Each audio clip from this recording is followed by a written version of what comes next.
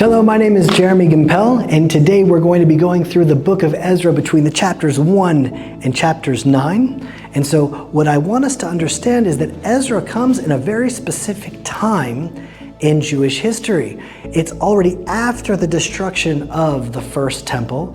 They spent time, 70 years, in the exile, and now Ezra is the first one coming back to the land of Israel.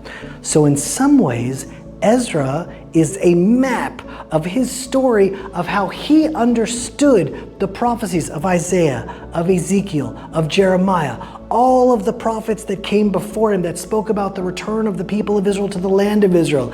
So when we're reading the book of Ezra, it's a template. It's a blueprint for prophecy in our time. So in some ways, Ezra is the most relevant book in the Hebrew Bible for us. And so a lot of people have a lot of questions. They say, well, I don't know, the modern return of the people of Israel to the land of Israel, it was really a fraction of the Jews that came back. I mean, that's the way the redemption is going to unfold. Just like a small fraction of the people of Israel came back to the land in the early Zionist movement back to the land of Israel. So that's a good question. The second is that the modern state of Israel is not very religious. Like, is that the way messianic prophecy is going to unfold? Because the people aren't even that God-fearing. And also look at all the struggles that Israel has to go through. There's terrorism, they're smeared in the international community. And what we're going to see is that as we go into the book of Ezra, we'll see that the challenges that we face today are somehow perfectly mirrored in the biblical book of Ezra. And so let's start off at the very beginning. The book of Ezra starts, and it says that in the first year of Cyrus, king of Persia, when the word of the Lord spoken by Jeremiah was fulfilled, the Lord roused the spirit of King Cyrus of Persia to issue a proclamation throughout his realm by word of mouth and in writing as follows. It's just interesting that the beginning of that comes out with this international declaration, which in some ways mirrors the same international declaration by the world's superpower, the Balfour Declaration. That was really the very beginning of our return to the land of Israel, and that's just a unique mirror.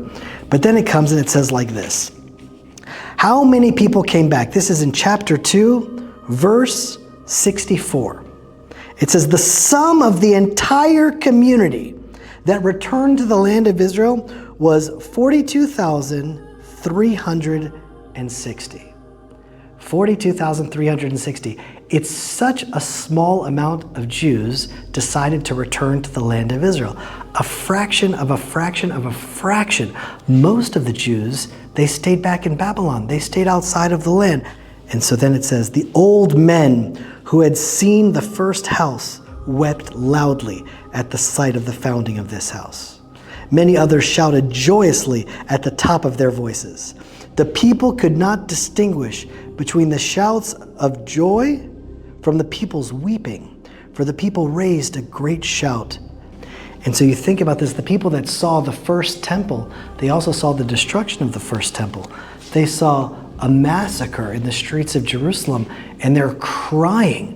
And then there's other people that are ecstatically dancing and singing. And I think about it, if you look at the original film footage of inside Israel in Tel Aviv in 1948, when we declared the state of Israel, you can see off that people are crying because they had just lived through the Holocaust. And people are singing and dancing in the streets because we finally have a country in the land of Israel again. And so I always see that as a mirror of that encounter in 1948. And then comes the challenges. Right as we start building up Jerusalem, we're met with the adversary. This is the beginning of chapter 4. When the enemies of Judah and Benjamin heard that the returned exiles were building a temple to the Lord God of Israel, they approached Zerubbabel and the chiefs of the clans and said to them, let us build with you, since we too worship your God, having offered sacrifices to him since the time of King Esarhaddon of Syria, who brought us here. And so the enemies of Israel, the adversaries, they're coming to us and they're saying two things. One, let's make peace. Like a fake ruse, because soon you're going to see they're going to start killing them. And then they say the same exact statement that's said all the time. This is our land. You Jews, you just got here right now, but this is our land. So the same enemy with the same ruse and the same tactics are attacking the people of Israel at that time. And then it says like this: the people of the land weakened the hands of the people of Judah and made them afraid to build. What does that mean? So Jewish tradition has it that they would go and attack one Jew, stab him with a knife, and then escape off into the caves. They would kidnap one person and run off.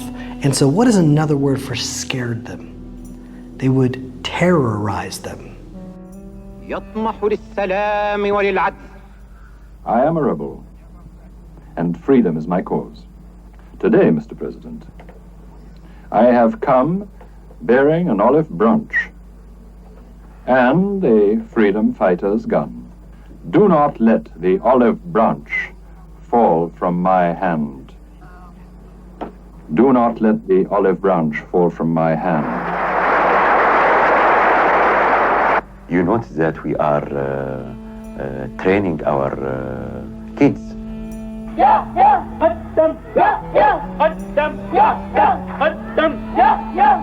And so imagine that. Here Israel is standing with the same exact challenge that faced Ezra more than 2,000 years ago.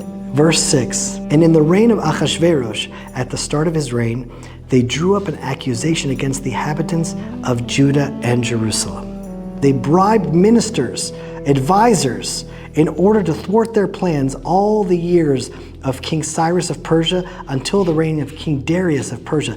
They hired advisors in order to write up a claim telling Ahasuerus, the international community, that the Jews don't have a right to the land. They literally hired a PR firm to smear Israel's name in the international media. I mean, you read the book of Ezra written over 2,000 years ago, you might as well be reading headlines from yesterday's news in Israel, because the prophecies of old are happening now, but the first time the ancient prophecies of the Bible could have come to pass was in the generation of Ezra.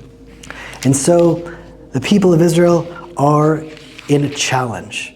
They're not very religious. They're few in number. They have terror all around them. They have the international community now pressuring them. And then something happens.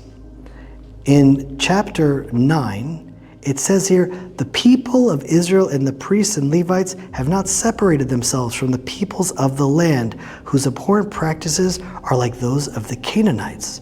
They have taken their daughters as wives for themselves and for their sons, so that the holy seed has become intermingled with the peoples of the land. The people, they're not just not religious. They are as not religious as you can get. They're marrying into the idolatrous practices of the people of the Canaanites that are in the land at that time.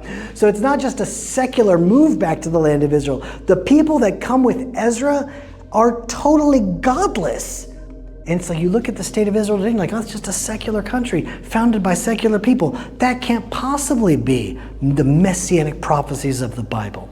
And what's so incredible is that when you open up to Ezekiel, this is what you'll find. You open up to Ezekiel chapter 36, and here's what it says. I will take you from among the nations, this is verse 24, and gather you from all the countries, and I will bring you back to your own land. I will sprinkle pure, clean water upon you, and you shall become cleansed. I will cleanse you from all your uncleanliness and from all your idols. I will give you a new heart and put a new spirit within you. I will remove the heart of stone from your body and give you a heart of flesh. I will put my spirit within you and thus cause you to follow my laws and commandments and faithfully observe them. You hear what Ezekiel is saying. The people of Israel that come back to the land of Israel, they're going to need a new heart. They're going to need God to pour his spirit out upon them in order that they begin to follow his laws and commandments and fulfill them. And so when you look at the modern state of Israel and you say, oh, it's a secular country, you look in the times of Ezra, it was a totally secular country, intermingling with people that were acting like the Canaanites. It's like, oh, all of this is all a part of the process. And then a turning point happens. For Ezra had dedicated himself to the study and teaching of the Lord, so as to observe it and to teach the laws and rules to Israel. And then all of a sudden now there is a spiritual revolution that happens in the land of Israel. The prophets take center stage, and Ezra starts setting up realities. He starts establishing a lot of the practices that the Jewish people keep up until today. He starts teaching the Torah in synagogues. And all of a sudden, Israel removed themselves from the idolatrous practices, removed themselves from the nations. And what we're witnessing right now in our days is that Israel is going through a spiritual revival. It took the terror of October 7th and the wars around Israel, but as we're seeing today, the religious spark, the spiritual spark within Israel is coming out, and Israel is being transformed. And so what started off as a small, secular, godless country surrounded by terrorism and smearing ourselves in the international community is now slowly entering into the stage of Israel receiving a new heart and being given a new spirit. And the blueprint and map for that messianic destiny is unfolding in the book of Ezra, and it's unfolding in our day today.